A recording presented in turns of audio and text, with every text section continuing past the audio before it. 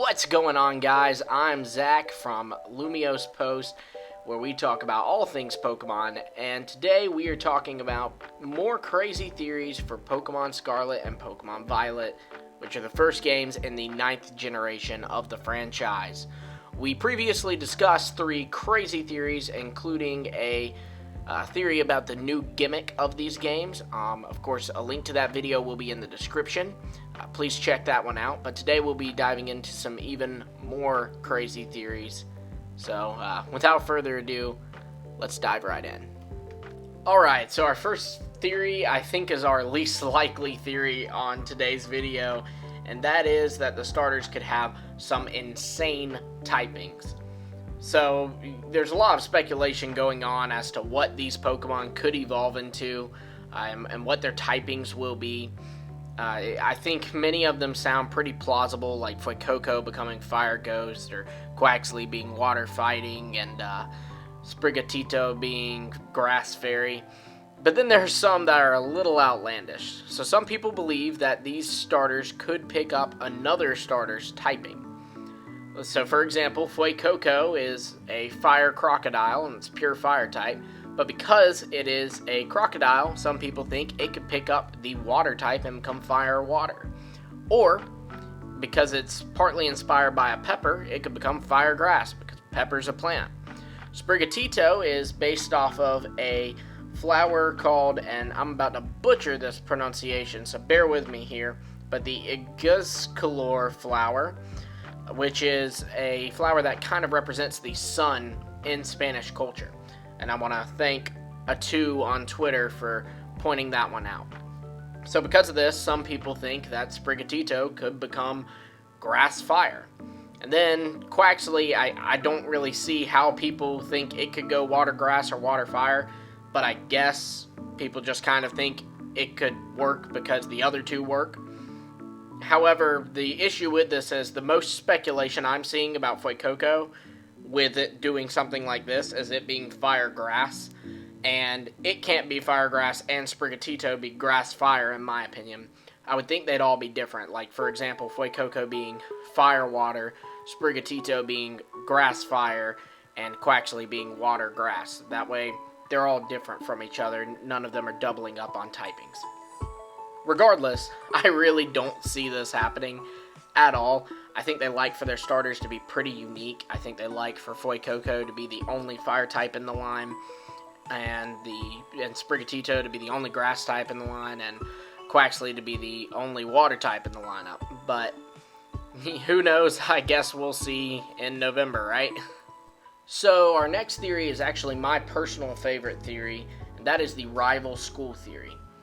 So the characters have been revealed to have different colored clothes depending on the version you pick. So if you pick Pokemon Scarlet, your characters will have an orange tie and orange shorts. If you pick Pokemon Violet, your character will have a violet tie and violet shorts. And if you look at the two designs, you can also see that there is another detail that's a little different between them. The Scarlet player seems to have on his sleeve a golden crest, whereas the Violet player on their sleeve seems to have a silver crest. Now if you look in the live action portion of the trailer, you will see that on either side of the door is a silver crest with some grapes on it, and an orange crest, or a gold crest with an orange on it. And obviously that can kind of represent Pokemon Scarlet with the orange, and Pokemon Violet with the grapes. That does seem to be a theme that's going around, as oranges and grapes. It's shown other shots in the trailer, and oranges are all over trees in the game footage. So I definitely think that could be indicating some kind of orange versus grape theme going on. And furthermore, I think this could take shape in it being 2 rival schools. So if I pick Pokemon Scarlet, I'm in the Scarlet school, and if I pick Pokemon Violet, I'm in the Violet school. And I think that maybe even if you pick Scarlet, the Violet school is kind of a rival to you, and the Scarlet school is a rival to you if you pick Pokemon Violet. For the record, they could also not even be schools. They could be like houses within the same school, because that is something that happens sometimes. Like if you think about the Harry Potter movies, you have one school, Hogwarts, but multiple houses within it: Gryffindor, Slytherin, Ravenclaw and Hufflepuff.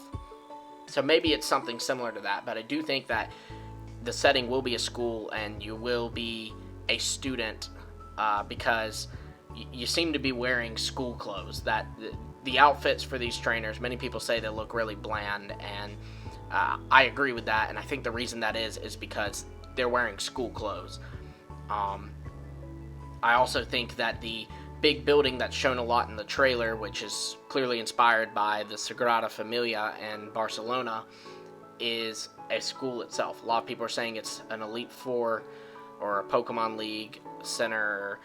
It's a gym or a battle facility, but I think it's a school because if you look at this shot here, you can see it in the background. You can see that there's an observatory on the right side of it, and there is a giant tree on the left side of it, which the observatory, obviously, schools could have that, and then the tree could be some kind of science or nature or even like a Pokemon class. Either way, I do think that this building could be the school, and the reason it's so significant is because you being a student will be a very pivotal point of these games.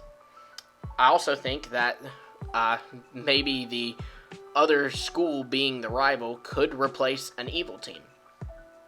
Typically in a Pokemon game, we have an evil team, Team Rocket, Team Plasma, those kinds of teams. But in Legends Arceus, we actually didn't have one. And spoilers for Legends Arceus, so if you don't want those, go ahead and get out. I'll give you a few seconds. Okay, you should be out by now. Because we didn't have an evil team in Legends Arceus, I think it allowed for plot twists to flow a little bit better. Because there was no evil team, I was actually kind of shocked when Kamado, kind of lost it. And I definitely was shocked when Benny turned out to be evil, and when Volo turned out to be evil. And the reason this was because they don't look like the villain team. You figure Lysander back in Pokemon X and Y, that was supposed to be a plot twist. They clearly kind of built that up like it was supposed to be a plot twist. But he looks exactly like the Team Flare people. So it's no surprise. You see that guy and oh, he's evil.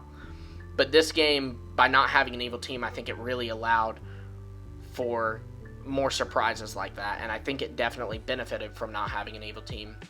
So maybe this game could benefit from that as well, with instead of an evil team, it's just another school you kind of are always competing against. They're not evil, they just are a rival school. I think that maybe even your main rival could be kind of a leader or another trainer in that school, and I think that we could even see social classes playing into a theme in the games. I think that that's some rocky territory for Pokemon, but I think it could be really cool if they went there. And the reason I think that is because while we have a very beautiful house in the game, it seems to fail in comparison to the house across the path from us, which is this big mansion. And the fact that this big mansion is here in the starting area with our house, and it seems like those are the only two significant buildings there, makes me think that that could be either the professor or, in my opinion, more likely, the rival.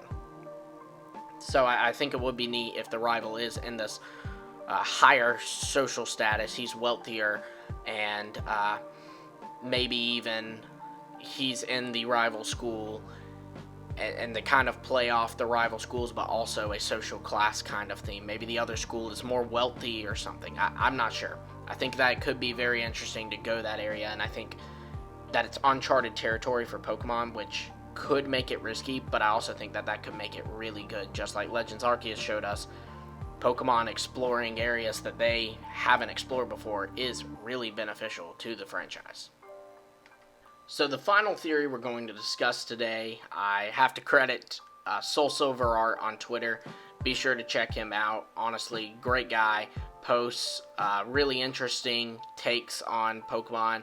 He'll recap leaks, news, theories, all kinds of stuff. Really interesting reads. So definitely check Soul Silver Art out on Twitter. But this is that modern versus traditional could be a theme in this game.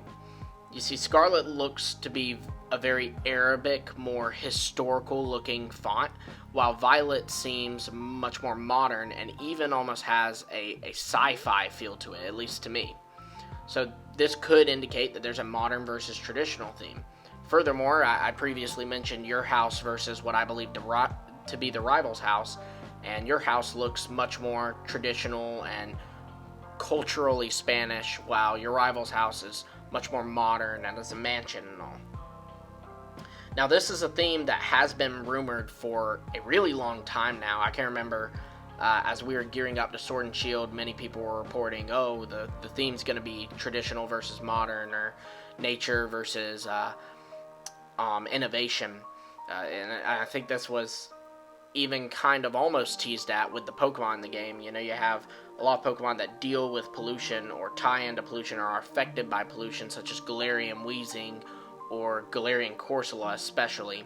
And you even have an argument can be made that Ice-Q kind of represents the fallout from global warming, because it talks about how Ice-Q isn't from Galar, but it just kind of floated here, similar to how there will be instances of that with polar bears and penguins, or maybe just polar bears in Iceland and Greenland with global warming. So I think that it would be very interesting if they did finally do a traditional versus modern theme in the games. Furthermore, I think if you look in the live action part of the room, you can see that there is on the left side much more antiquated stuff. You have a treasure chest with doubloons in it, which definitely gives me historical vibes, and there's maps and globes and books and all this. While on the other side, if you pay close attention, there's more innovative stuff. Like we have these beakers on a desk, and we have a desk that has an amber and a dinosaur on it, which could, represent history, but it also could represent science and how far we've come in that, especially since the Galar fossils kind of represented this whole idea that, like, we didn't know what we were doing with fossils before, but now we've come a long way with that. And then you also have a basket with some Pokeballs in it on that side of the room, which are obviously very innovative and very technologically advanced. So maybe this could be an indication of what kind of themes in the game, and this could be between the two schools, like my previous theory said, or there could indeed be a villainous team this game, and they argue to tear down nature and build cities, or depending on the version, you have one that's wanting to tear down nature and build cities, and you have another one who's vandalizing cities, trying to tear them down because it thinks that everything can be nature. I think that a lot of people loved Ruby and Sapphire and Omega Ruby and Alpha Sapphire because they had version exclusive villain teams with different goals and different characters, and you had the villainous team from the other version was actually helping you fight the villainous team in your version. And so I think that would be interesting if they did kind of do that again, because that is the only time they've done that, is back with Pokemon Ruby and Sapphire, and then, of course, Pokemon Omega Ruby and Alpha Sapphire, the remakes of those games. But yeah, I think that's an interesting theory. Once again, thanks to Soul Silver Art for kind of headlining this theory and talking about a lot on his Twitter. Definitely check him out. But yeah, let me know what you think of this theory. This one and the school one are probably my personal favorites.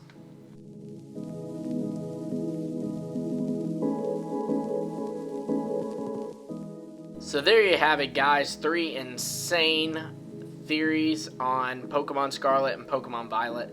Once again, be sure to check out our previous video where we covered 3 other theories. And be sure to like, subscribe, and hit the bell for notifications for any future Pokemon videos, especially some Scarlet Violet ones we have up and coming. And also, be sure to drop a comment on what you think about these theories. What's your favorite ones? Give me some other crazy theories if you have any. I love discussing these games with you all, and I can't wait for the next trailer, which probably won't be until May or June. That way we can discuss even more incredible theories about these games. So without further ado, I'm going to get out of here. Until next time, I will see all you guys later.